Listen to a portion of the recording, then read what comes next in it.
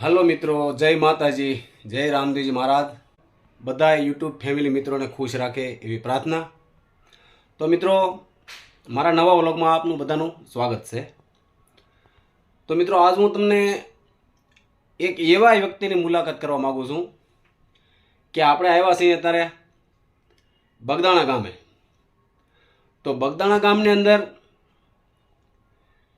એક વ્યક્તિ એવા છે કે બજરંગદાસ બાપા હતા એ વખતના એવા બગદાણા ગામે રહેતા હમઝુમાની આપણે મુલાકાત કરવી છે મિત્રો. કારણ કે હમઝુમાની ઉંમર લગભગ 90-95 વર્ષની ઉંમર હશે. અને એમ કહેવાય છે કે બજરંગદાસ બાપા અહીં હાજર જોયેલા, બજરંગદાસ બાપાનું અહીં કામ કરેલા.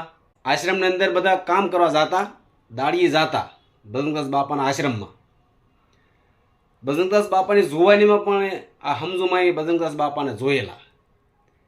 જોકે આપણે તો બજરંગદાસ બાપાને જોયા નથી, પણ આપણે તો આ હમઝુમાની મુલાકાત લઈ તો એમ માનીએ કે આપણે બાપાના દર્શન થઈ ગયા.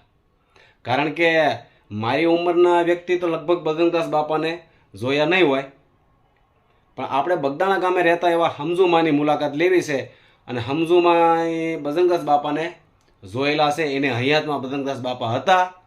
તો ચાલો આપણે મળીએ બગદાણા ગામે હમઝુમાની મુલાકાત લેવા માટે. પાણી ભરતા ઝાડવા પાતા તમે આવ્યા પછી તો ઘણો સમય રહ્યા છે ને બજરંગદાસ બાપા? ઘણા સમય કરી 35 વર્ષ. અમે તો બહુ ભાઈ અમારી દુકાને જ ગયા હતા. તમે દુકાને ગયા હતા?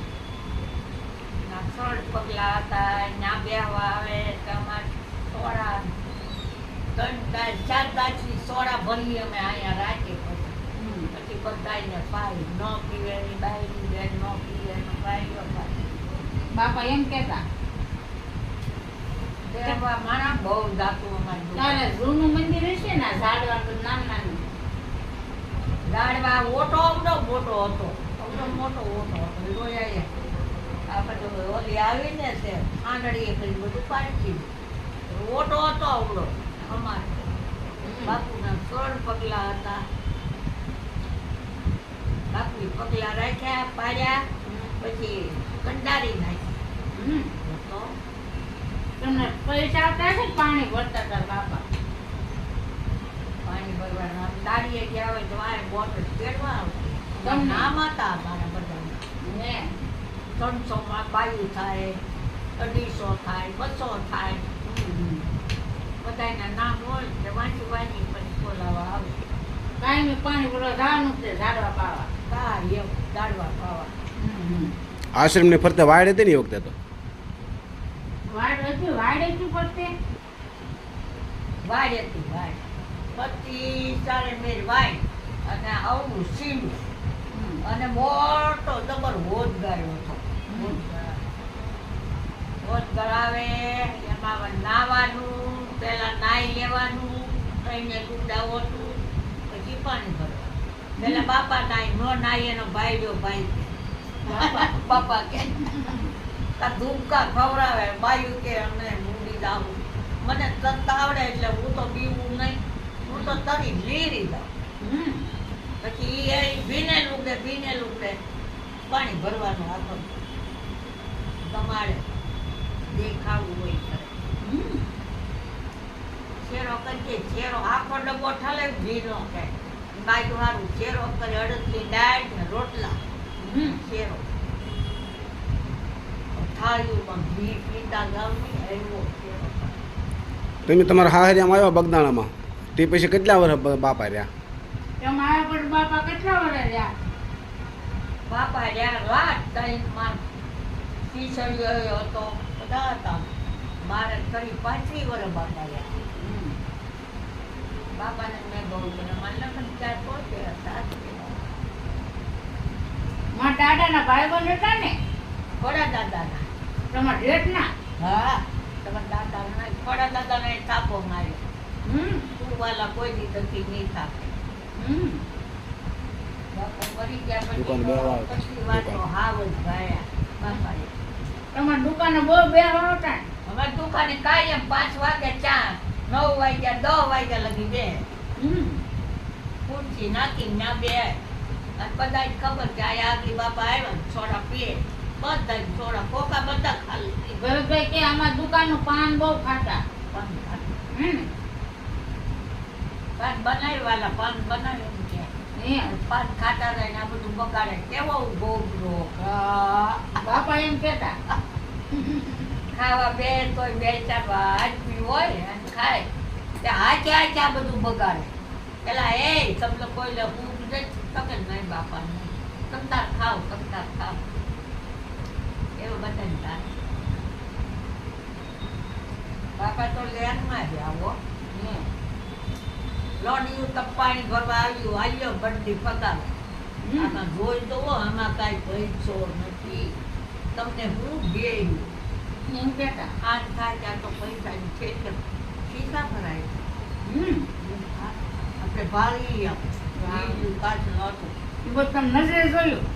હાલે હે. તો બાપા ઠેલા અમે બધું પાણી બચવું હોય તો બંડી ફગાવે અમારી વચમાં આવ્યો છેલ્લે ખખેરો કે એમાં કાંઈ નથી લોડ્યું અમને હા દેવું દેવું હમ. પાન ખાતા તો અપાર હમ. અત્યારે તમારે કેટલા વર્ષ છે? તો દે અત્યારે કેટલા વર્ષ છે તમારા? બાપા બહુ અત્યારે તમારે કેટલા વર્ષ થયા છે? હે તમારે કેટલા વર્ષ થયા? મારે લાટ ચા છે 80-90 વર્ષ થયા? એટલે ખાદ હોય ને 80 વર્ષ ચાવો હા. 13 વર્ષ મેં પાણી ભર્યું બાપાની. હા પછી 13મે વર્ષ 14મે વર્ષ મારે સીમાંથી પછી નો જાય હે. બાપા બહુ રહેતા બાપા બહુ રહે બધાય. બાપા દેવ કહેતા હતા કે બગદાણા શું થઈ ગયું છે? અરે બગદાણા તો હું આજ પાછું માણા બધું બ્રેડ કોઈ નહોતું ખાધું એની કોઈ ખાધું જ નહીં. નહીં કોઈ નહીં બધાય બાપા પાસે બધાય બાપા પાસે આખું બધું ભરાય. બહુ ચંદનના લાકડા લગાવે. ચંદનના. બાપાને જોવાની માજી જોઈએ છે. કહેતો કે મને બાળી દેજો. બાપા નાની ઉંમરમાં ડાયવા હશે ને અહીંયા. ઉંમરમાં નાની છો એટલે કશે એમ તો 20-25 વર્ષ. 20-25 વર્ષ. બધે રખડતા આવ્યા. 20-25 ઉંમરે. હા એટલી ઉંમર હતી ને.